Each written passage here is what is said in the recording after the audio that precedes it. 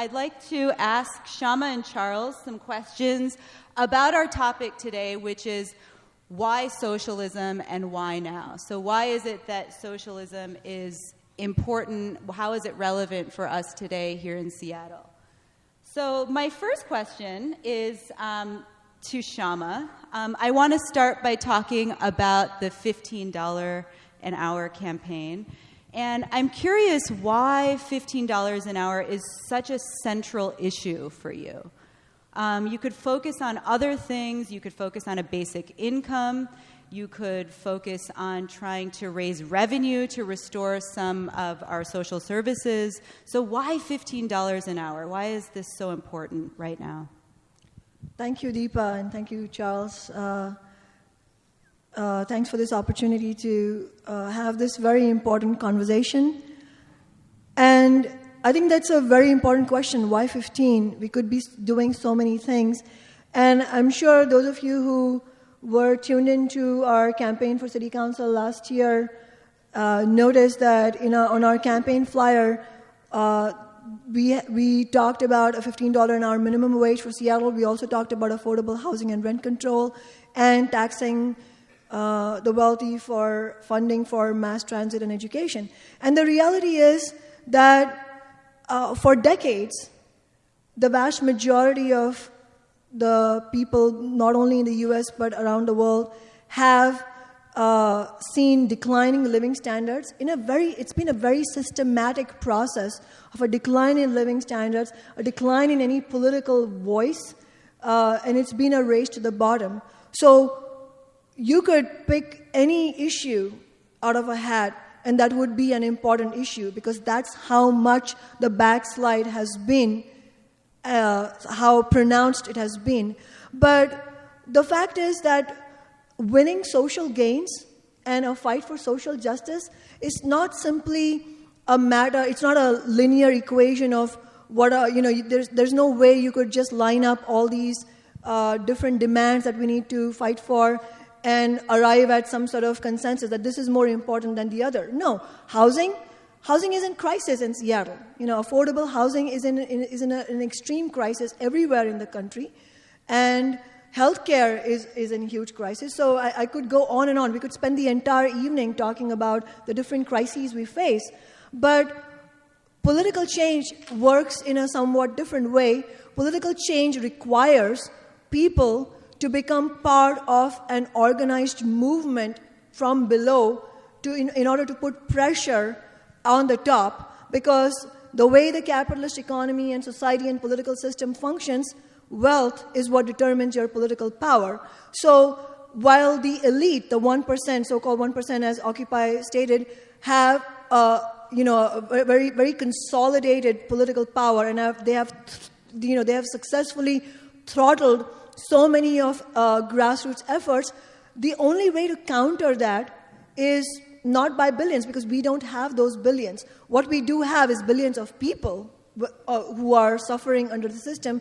And so the only way you can really push for social change is if you can mobilize large numbers of people to fight around a demand, to organize around a demand. And it just so happens that the $15 an hour demand has captivated the imagination of a large number of low-wage workers all around the nation, starting with the fast food workers in New York City, who very courageously walked out in 2012, in the fall of 2012, with the demand of 15 and a union. And I want everybody to understand how much courage it takes as a low-wage worker, where you have nothing, no financial or social cushion. All you have is your job, your crappy job, but that's all you have. And when you walk out and you take on the possible retaliation and firing, but you do that, you take your life into your own hands and walk out, that is a powerful statement. And because of that, starting with that, $15 an hour really became the epicenter of everything. We had CTAC, we had our campaign, and a lot of this momentum centering around that demand. But the reality is that the struggle for 15 is not only the struggle for a substantial increase in the living wage, it really captures everything that people are angry about, the overall social and economic injustice. And our hope as socialists is that we not only win a really strong 15, but we would, at the end of it, have mobilized a mass movement in Seattle that is an inspiration not only to itself, but to workers all around the nation, and develop a base that can actually push for a deeper social change that goes well beyond $15 an hour. Okay. So I think one of the big criticisms that has been raised against this $15 an hour increase is what it will do to small businesses. And I'm curious, especially for Charles. So Charles is our urbanist here, our devotee of the city, right? So he's here to defend the city of Seattle. He's a writer for The Stranger, to defend the character of Seattle. Will raising the minimum wage to $15 an hour change the character of our city? Will it get rid of those little coffee shops and bars and pubs that can't afford to pay their workers $15 an hour? And will we just look like a suburb where all we have are big businesses like Starbucks that can actually afford to maybe pay their workers $15 an hour? I would love to answer this question. Only because I sort of cannot disagree with increasing the minimum wage. It's almost impossible for me to take that position. And then, of course, I'm not a person who has sort of faced the difficulties of living on the minimum wage. And I'm not also, finally, a business person living on the minimum wage. But what I do know is that we live in a city with roughly a $200 billion gross domestic product, right? We generate about $200 billion a year in this region, which is comparable. I mean, it squashes anything that's even heard of. It's half of South Africa, entirely, with 40 million people. And it's hard for me, when we talk about the little shops, to separate the wealth that is so apparent in this city. And so to me, we're not addressing this other thing as to how is this even an issue when you consider the amount of money that is around us every day, and we act like it's not there, and we talk about coffee shops, and we don't talk about the fact that they did a test. I think I remember this. They did a thing where they were looking. There's a funny little economic thing that they did, and what they were trying to find out was whether, which regions propped up the entire economy during the 90s, because they found out the whole of the United States was not doing very well. So the numbers that you were sort of during the Clinton era of prosperity that we sort of admire and say and look back at, when you look at where was this wealth actually being generated, it was like a few counties in the entire United States of America. And King County was numbered among these counties. Others were doing badly or just getting by. So it's a stunning thing to me when you look at King County as representative of some of the greatest wealth known on this earth, that we have a debate of this kind. That's my position. Okay, Kshama, would you like to respond?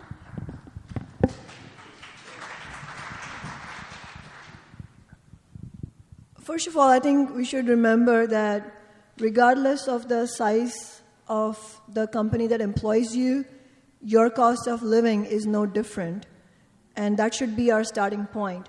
How much do people need to be able to live a decent life, a dignified existence, where you're not constantly worried about whether the check that you wrote for your rent is going to bounce because you had to purchase urgent health care or something like that. That's the kind of brink that a lot of households live on. But with that starting point, we can also understand why it is that we need a larger conversation about how this can be made. So let's assume that for a moment that those apocalyptic scenarios that people are telling you about were to come true. They won't, but let's assume that they were to. What are we saying? What statement does that make about the system? It's telling you that this system is so fragile and dysfunctional that if all these poverty-stricken workers, this is the working poor we're talking about, people who work endlessly and don't make enough to put food on the table. This system is so dysfunctional that if the economy were to give something close to a living wage to its working poor, it's going to collapse. If that were true, my response to that is, well, then that system should be completely rejected. Why are we trying to save it?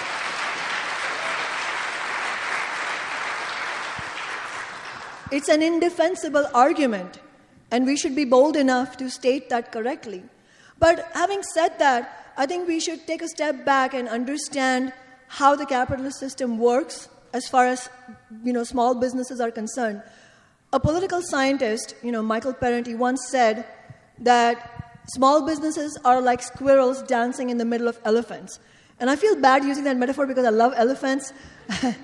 But it gets the point across that inherently this system is not set up to look out for small businesses. For every small business that you see that has survived, the storefront, there are dozens that you will never know about because they never saw the light of day, because the obstacles to setting up a small business are so high. The capital investment, the rent, finding the startup goods that you need, finding somebody to back you. It's incredible how difficult it is. 6 out of 10 small businesses close down because it's so difficult. And finally, the reason that small businesses are suffering today as we speak is not because workers are being paid a living wage. They are suffering at the same time that workers are being paid a poverty wage, and there's a simple relationship. Local businesses depend on local customers to survive. And one of the big reasons why the businesses are struggling is because there isn't a customer base that can actually have the disposable income to buy the goods here. In fact, economists will tell you, research indicates that when low-wage workers get money in their pockets, they spend all of it, and they spend all of it in the local economy because they don't get to fly to Paris for a fancy vacation. They're going to spend it here. They're going to buy their kids ice creams. They might buy little trinkets for themselves. They might go to the restaurant. They might buy a car, finally, because they need it. That's the sort of thing we have to understand. So if we are concerned about small businesses, then it's absolutely critical that we move towards all the workforce getting a living wage, because that is a starting point. But we should not stop there. We have to talk about taxing the rich and big business in order to make sure that struggling small businesses and nonprofit human services can be funded.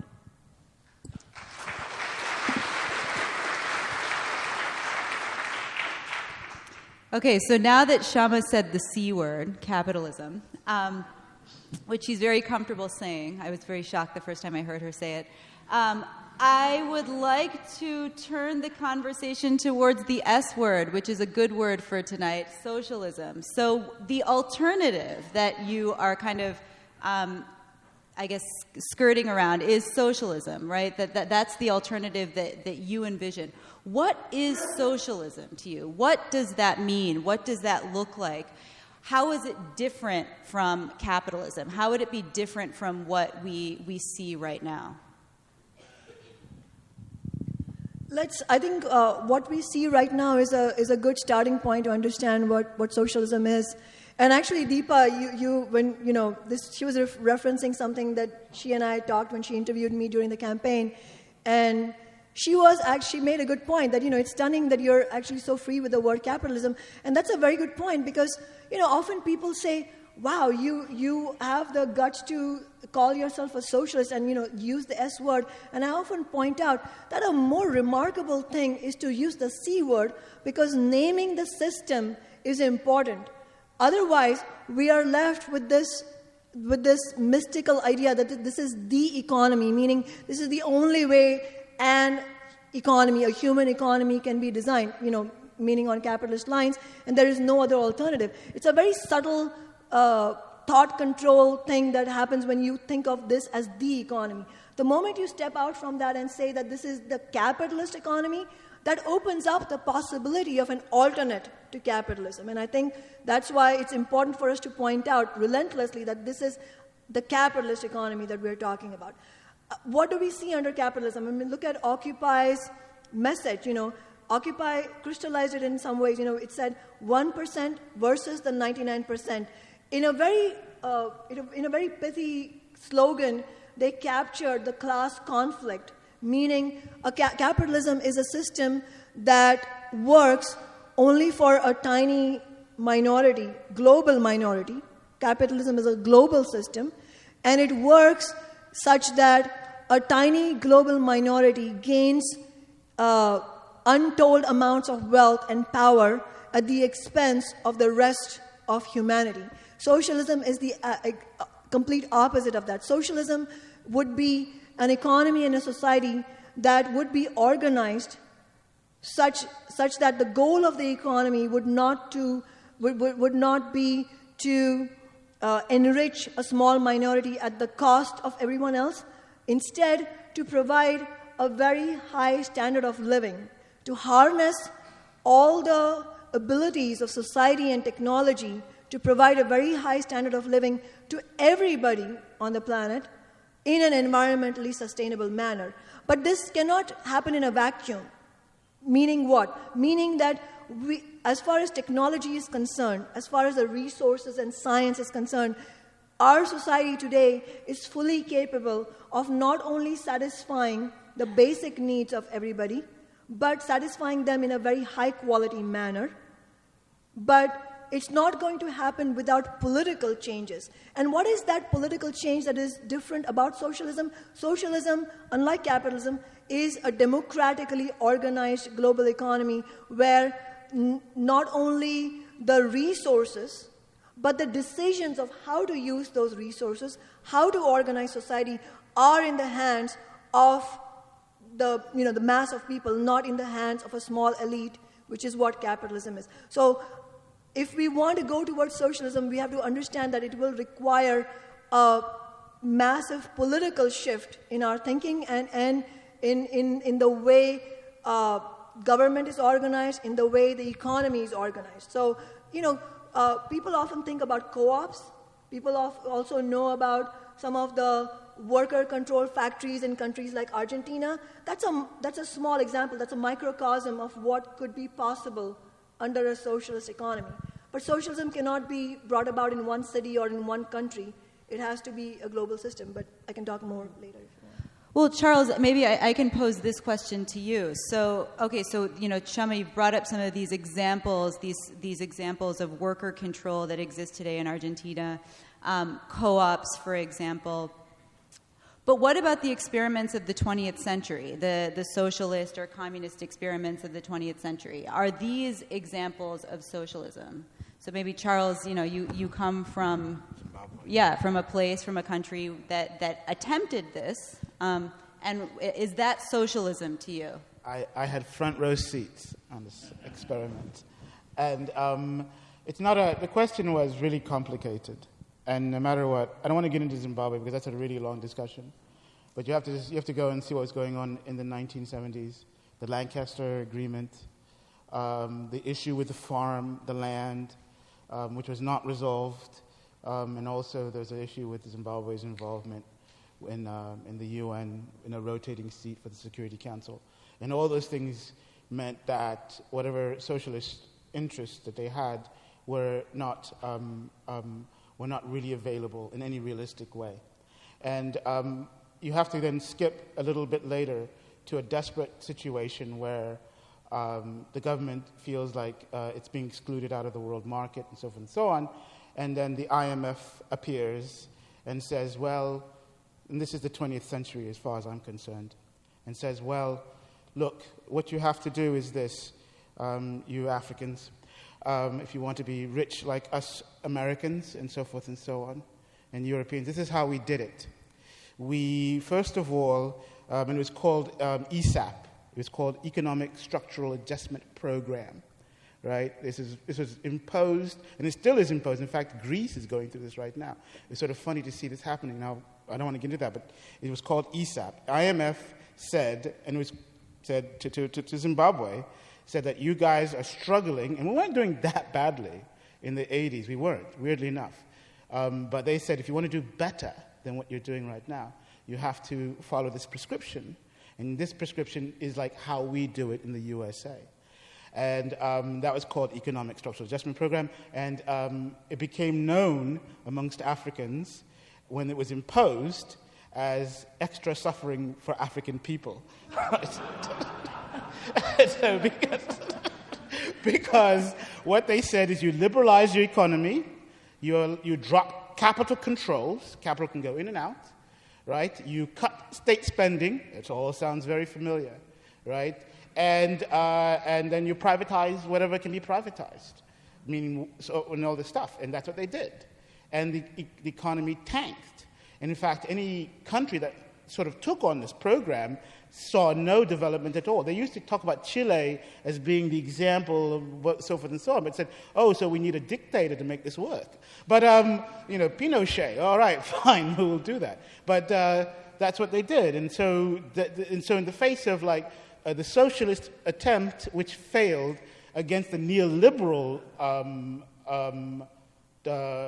direction in the 90s, which absolutely was a catastrophe of the first order, and this is why I say this is the 20th century, you have to go back and question. And so I want to say one quick thing before I get into this, because when we talk about the alternative, we're talking about Margaret Thatcher. And that was her. She said there's no alternative. And I love old Maggie, dead Maggie. And, and she said this, and it was understood.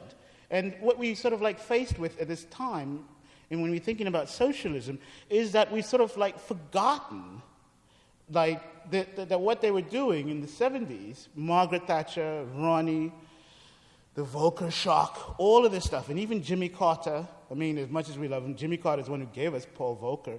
And everybody wants to talk about the Volcker shock, that was under a Democratic leader, right? The interest rates and the catastrophe it meant for places like Mexico. I mean, just look at it. There was not a Republican. Reagan just danced right into what was already set up by a Democratic leader. He didn't get rid of Volcker. He stayed in power as the head of the Federal Reserve. So when you look at what's happened, what Margaret Thatcher and all these guys did, essentially, was an attack on the working class. It was a class attack.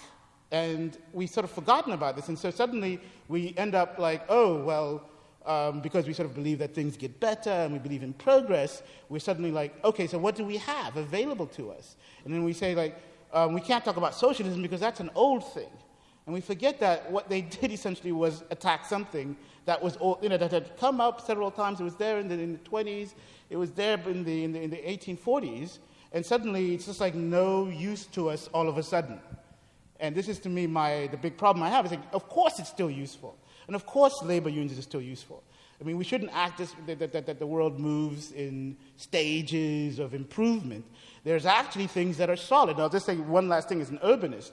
We often talk about cars were supposed to be this progressive thing, and it's supposed to make a city better and richer, and now we see that it's making people unhealthy and so forth and so on, and that what's really useful is what we did 100 years ago, which was walk to places in cities. So I'm just saying that socialism was attacked, and we've forgotten that there's a good reason to attack it, and it's not that it was wiped out, and it can be revived and continued in today. That's my point.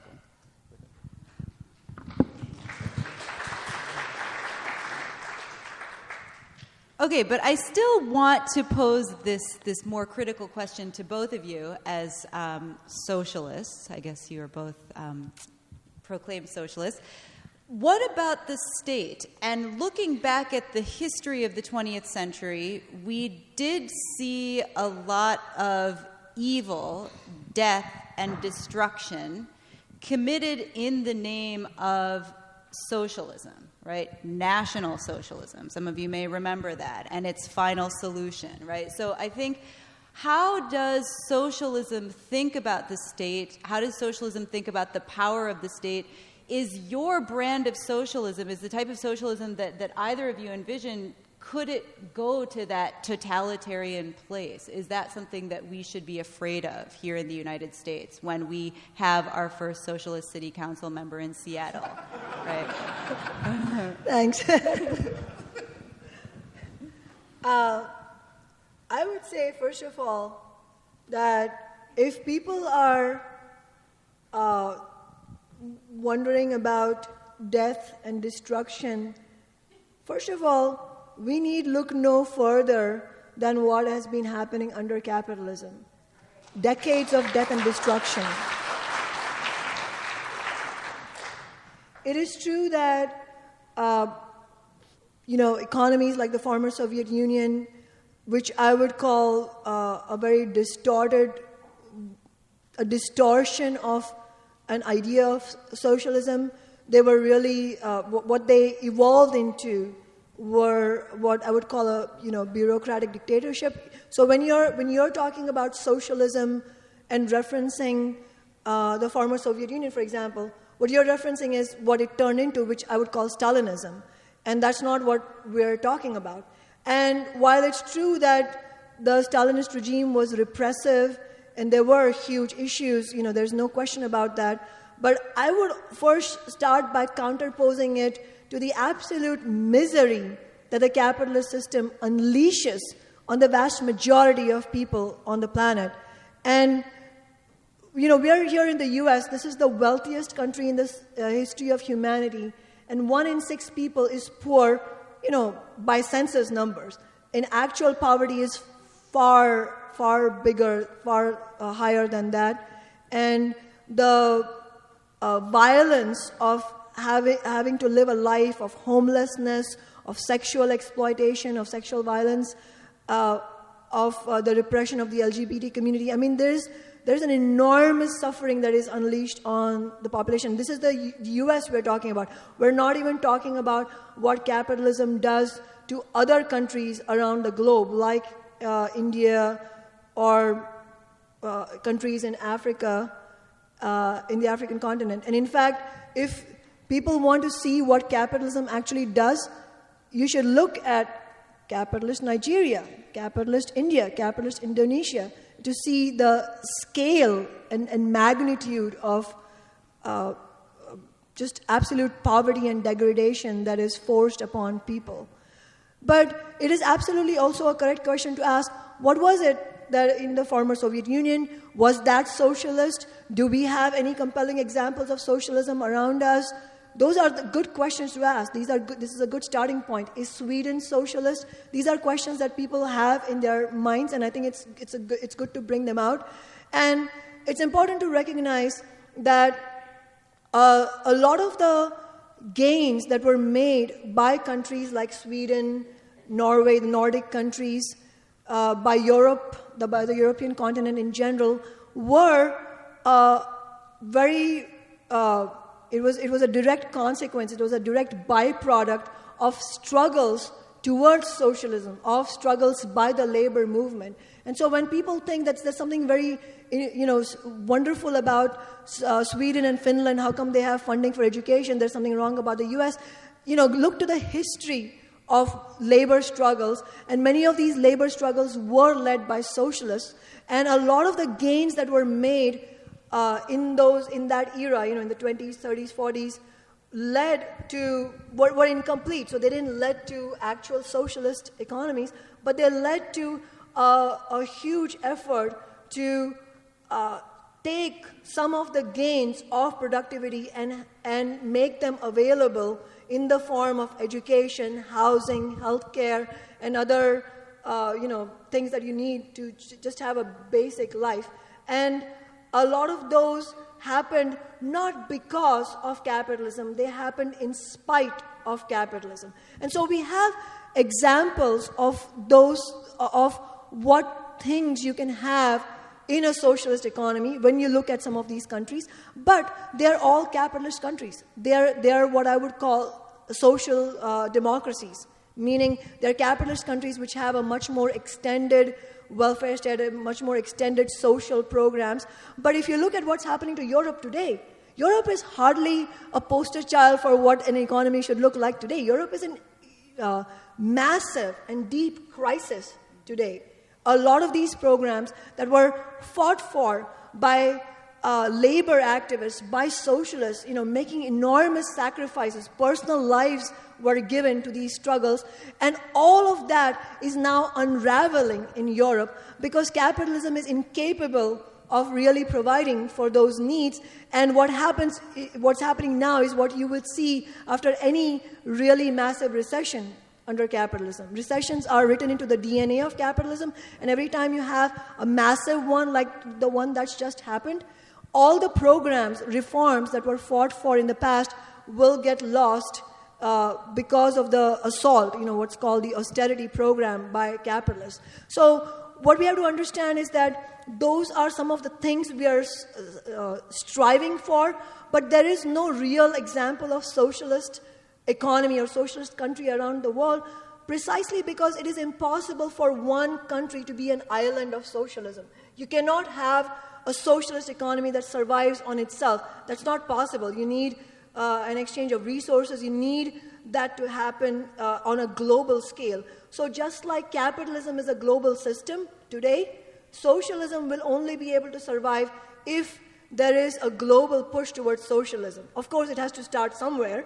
but unless that happens, we will not be able to do that. And that is, and I won't be able to go into the history of why the beginnings of the genuine workers' revolution in Russia turned into Stalinism, but just to quickly, summarize that by saying that there were beginnings of what could have been a socialist economy. However, it didn't quite work out that way because of various reasons, not the least of which was a very concerted and conscious attack by many capitalist countries, including the United States, on that new sort of budding socialist government that was coming up, because it's a question of people's consciousness. What can be achieved in terms of social change is not something mechanical. It's a question of whether people feel afraid to fight for massive social change, or they feel fearless and they're willing to make a sacrifice. So really, what we can achieve is a question of what our morale is, what our confidence is. And so if there were a successful example of a socialist economy anywhere on the planet, I guarantee you that working people everywhere will look at that and say, that is what I want, and it will inspire global struggles. And that is precisely what the 1917 Russian Revolution did. It inspired struggles all around the world. The whole wave of colonial revolutions, including in my home country, India, was a direct consequence of the inspiration that it provided. But it's precisely because of that inspiration that it will be necessary for the capitalist class to, try to crush it.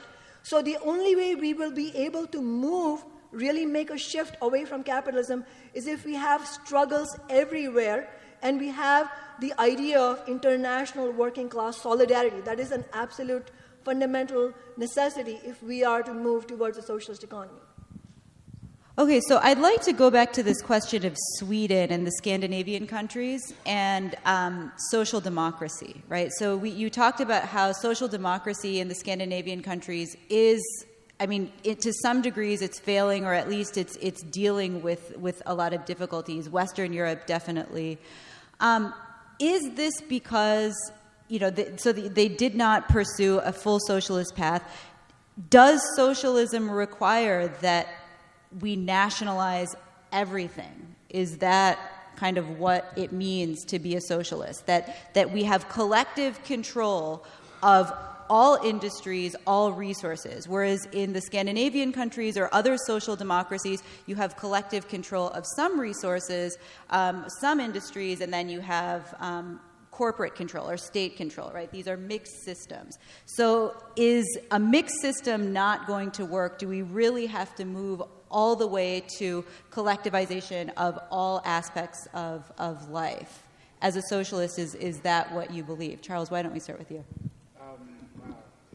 I'm going to say one quick thing before I take a chip at that one. Because just to organize things. Now, I know that we just talked about the 20th century and socialism and its example being the barbarity of Soviet Union and all this stuff and what happened in other socialist experiments, communist experiments, so on and so on.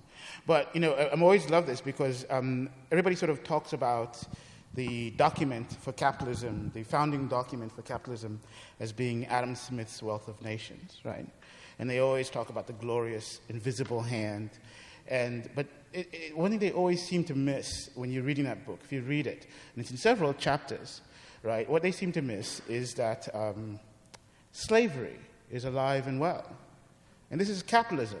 So we're talking about a document about capitalism that is discussing the exploitation of black labor for free from Africa at massive scales, at unprecedented scales. So when you're talking about the 20th century, it's a very limited view of what capitalism is about, right? You have to go a few more centuries back, and then it's revealed the other catastrophe, as large as the ones the ones we imagine in the 20th century, as impressive, as disastrous, and so forth and so on. So I never like this idea of just talking about capitalism in 20th century. Let's talk about capitalism and its wider history. And in that sense, I don't think we have to be apologetic about the Soviet Union anymore. Right? I mean, we have to say, what about Brazil? How did you get your sugar in your coffee? How did the working class in Europe get their all these little delights that kept them working for in incredibly horrible situations? I mean, we seem to forget this other horrific aspect. Even of capitalism and its development. That's one. The other one is, I don't think that for me, what's happened in Sweden has to be a kind of a truce between capital and labor. That is, and I've always been ambiguous about that. I'm not a big fan of it entirely because it doesn't really strip away, for me at least, some of the really deep problems. If you look at what's going on in the Scandinavian countries, I mean, they still export military equipment as jets and so forth and so on. They're not paradises, right? They still export things that are not friendly, that are, and so forth and so on. So we forget about this other side of their economy and just look at what they're doing socially. And so to me, these structural things that have to be recognized. And then finally, with the Scandinavian socialism or social democracy, as it is called, I think that they have a huge dependence on. They say that they give their population a great education and so forth and so on. But I think that that's only in relation to being competitive in a global market. And so, in a sense, they're what the Marx would say, they're really dependent on what's called relevance surplus value. They really are they're still playing the game. The question is, what would happen suddenly if that surplus value disappeared, which you get by having an educated class? What happens when that goes? Do you then just revert? I mean, it could. It's not guaranteed at all.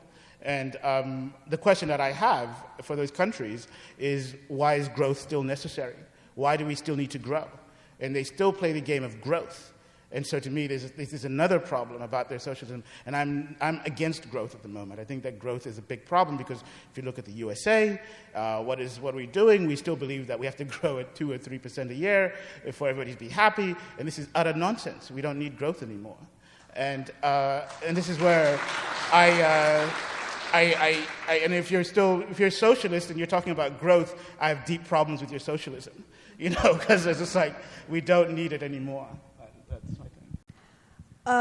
Just going off what Charles was saying, the historical underpinnings of capitalism, that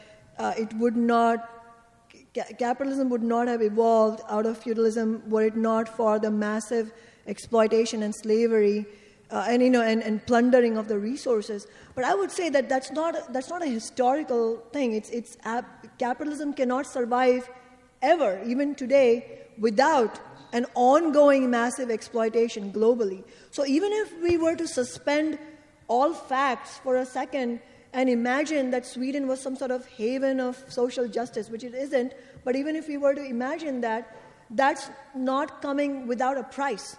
There is no way that any technological development or growth, as Charles said, would happen anywhere in any developed country without an ongoing massive exploitation of their own workers, their most vulnerable workers, and of a plundering of resources everywhere on the planet. Every continent has been pillaged for resources, and it continues to happen, and there are newer waves of it. The thing that Charles referenced earlier, the neoliberal wave, the ESAP that he was talking about, that was the newer wave of the same capitalist system, which was unleashing,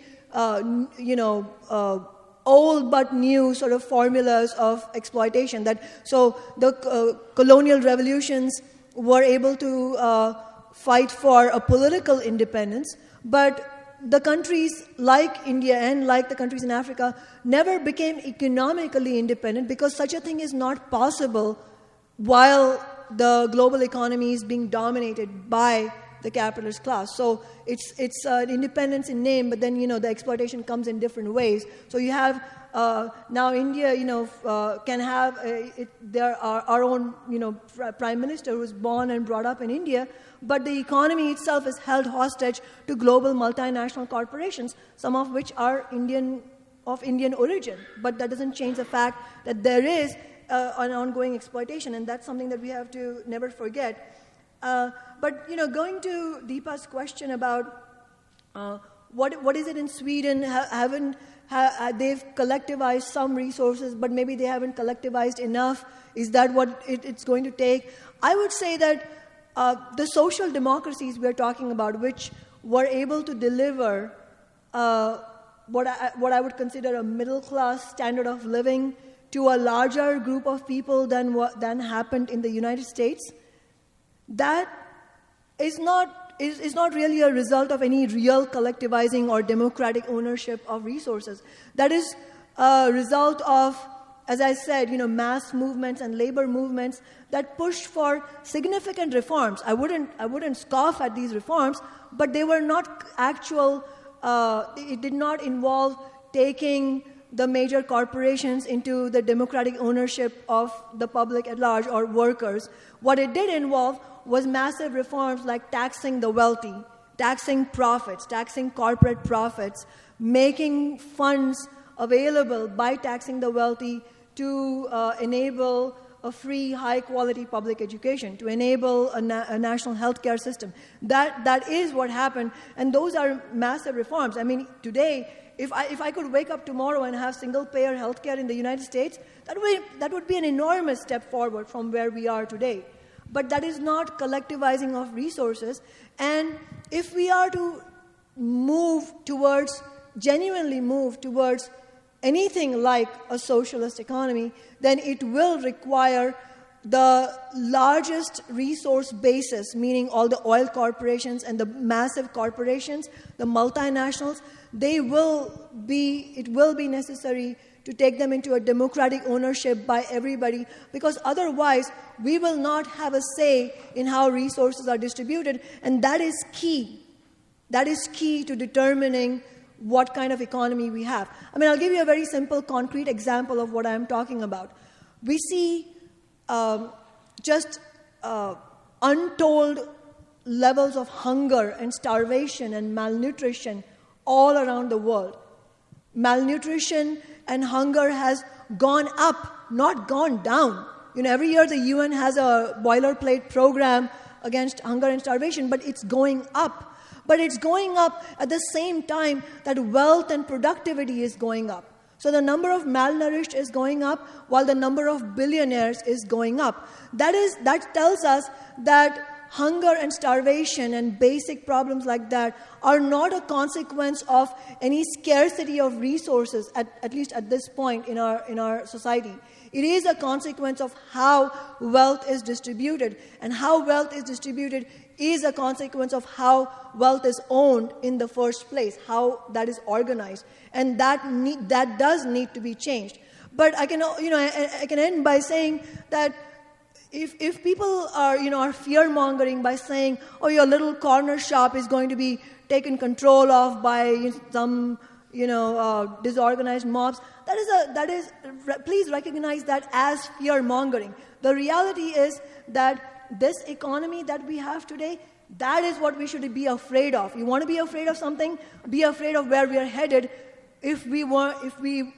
unless we fight against this race to the bottom, and unless we actually consciously participate in a process of social change, and that will require you to pick a side. It is a zero-sum game. You're not going to be able to devise a way in which you can benefit and Bill Gates can also benefit. Bill Gates owning the wealth of equivalent to 23 countries' GDP is precisely the problem that we're facing, because wealth is in the hands of such few people that basic problems of humanity cannot be solved. There are some middle-of-the-road sort of institutions that have predicted that we're on the path of a 6 degrees Celsius increase in temperature by the end of this century. And humanity has never experienced that level of temperature. It's gone down 4 degrees. And when it went down 4 degrees 13,000 years ago, New York State was under 2 miles of ice. And so we have no precedent, no way to determine whether humanity can even survive under the current rate. And I would posit that capitalism, since it doesn't involve planning for the masses and planning for humanity, but only planning for an individual corporation, is incapable of preventing that.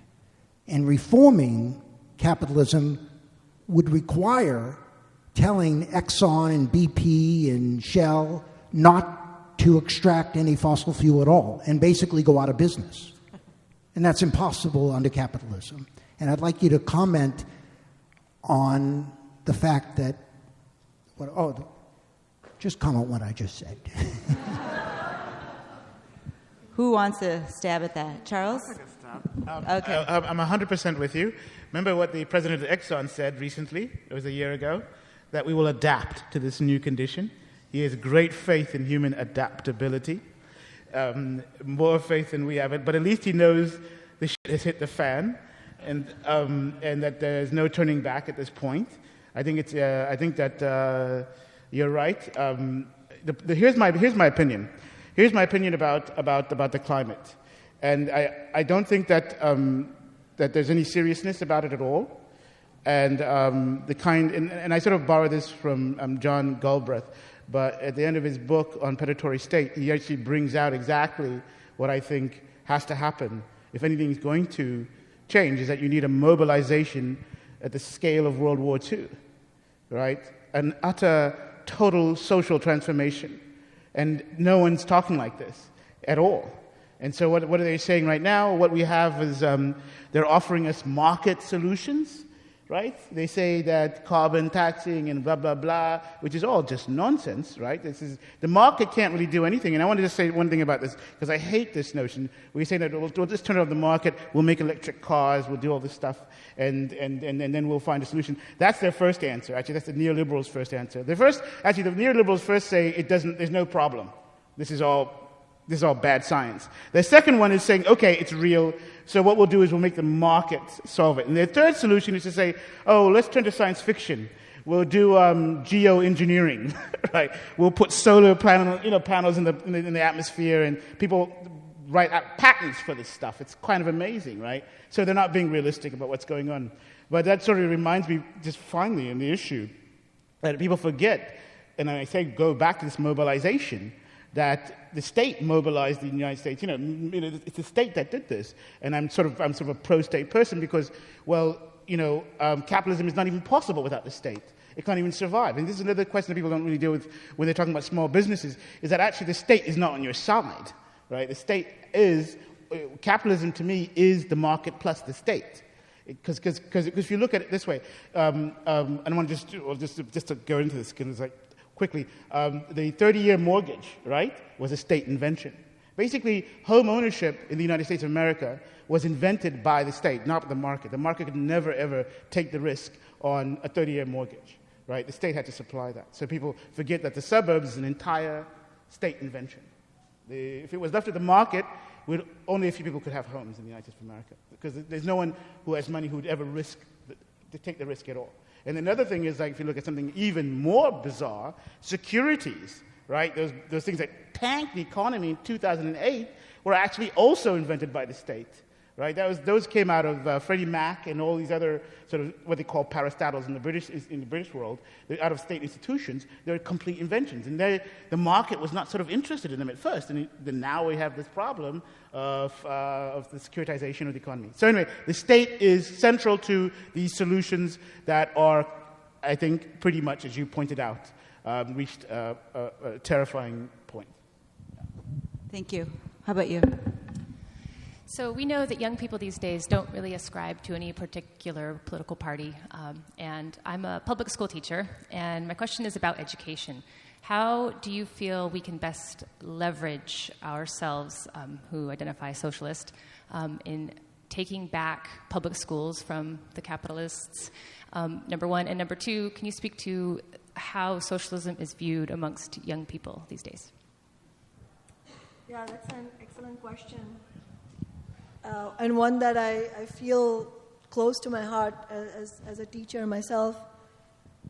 I think it's good for us to survey what's happened to public education in the entire nation. Seattle is just one place where this is happening, and it's been again, just like a lot of the other phenomena we have been observing for decades, a systematic assault on public education. And it's an example of how we can explain to ourselves why it is not enough to simply fight for reforms under capitalism. Funding for education to provide, to create a public education system in the first place in such a way that a mass number of people could have access to decent quality education, maybe have access to decent quality jobs, at least a section of the workforce. That itself had to be fought for. These were privileges that were available only to the elite. Public education was a reform that had to be fought for by the labor movement. And fighting for a reform under capitalism is hard enough. Look at our struggle for $15 an hour. Look at all the fear-mongering, all the attacks, not only against a socialist, but against the movement itself. It's going to be hard. And we all have to, everyone here, this is not a theoretical discussion. Once you leave this hall, you all have to commit to personally being involved in the $15 struggle, being part of the 15 Now campaign. Because if you don't, we're not going to win. Because it's very hard to win reforms, because reforms have to be wrested from, they have to be grabbed from the hands of the people who control everything, and they don't want it. Businesses don't want to give an inch, even though they're making such massive profits. And so winning reforms is hard enough, but winning reforms is not enough. And public education is an excellent example of that. So in the 60s and 70s, again, as a consequence of the period of movements that preceded it, there was a funding that was expanded all throughout the nation, which made college education possible for a lot of people. Sometimes college education was free for a period for a number of people. Community colleges were built and set up so that people could, inner city kids especially, could have access to education. But what we've seen in the last several decades is a backslide. It's again a push against that. And that push has included a massive attack against teachers' unions. And we've been experiencing that through budget cuts, through tuition hikes, through student debt, which is now a ball and chain around the necks of the entire younger generation. But when have most of these attacks happened? The most systematic and nationwide attacks against public education did not happen under a Republican regime. They've happened under Obama and his Department of Education. This is a clear example, and there are many other examples that show us that the relying on either of the parties, Republican, need I say anything about them? We know where they stand. I'm just saying that because sometimes people tell me I don't criticize the Republican Party enough, but I think we have an understanding where the Republican Party stands. The real confusion lies about the Democratic Party and the two-party system as a whole. The two-party system as a whole is completely dysfunctional as far as our needs are concerned. And in fact, the Democratic Party often is not a lesser evil, but it's a more effective evil because they have the cover of liberal politics. And I bring that up because of the question that was asked by the teacher, because public education is an excellent example to see what that means. So what will it require? The question was, what will it require for us to have successful struggles to take back public education and to expand it, to empower teachers' unions? That will take mass movements. That will take a political struggle. And teachers and students and the community, all of us have to be part of that struggle. So whenever your local teachers' union goes on strike, you have to be at the picket line with them. It takes concrete actions like that to build solidarity. And the Chicago Teachers Union, their struggle in 2012, at the end of 2012, is an excellent example of what it will take. And at one time, they had over 50,000 people marching on the streets. They were not all teachers. They were children, parents, people in the community who realized that this attack from Rahm Emanuel is not only against teachers, it's against the entire idea of what we think a community should be. And so we absolutely have to be part of mass movements as and when they're developing and pushing them further. And the last question was, what does socialism mean to young people, or what is their attitude? I think that's an excellent question. I was going to start by talking about a poll, but I think that's a secondary thing. I can talk about the poll. But here in Seattle, we have a live example of how there isn't a barrier to socialism. My brothers and sisters, a socialist, an open socialist, was elected with nearly 95,000 votes in a major city in the United States. This is the belly of the beast. This is the center of capitalism. And it has happened. Why? It's not because there's something in the water we drink in Seattle. It's because people are understanding, whether they consider themselves socialists or not, they are understanding that what we have today does not work. There is a hunger for alternatives.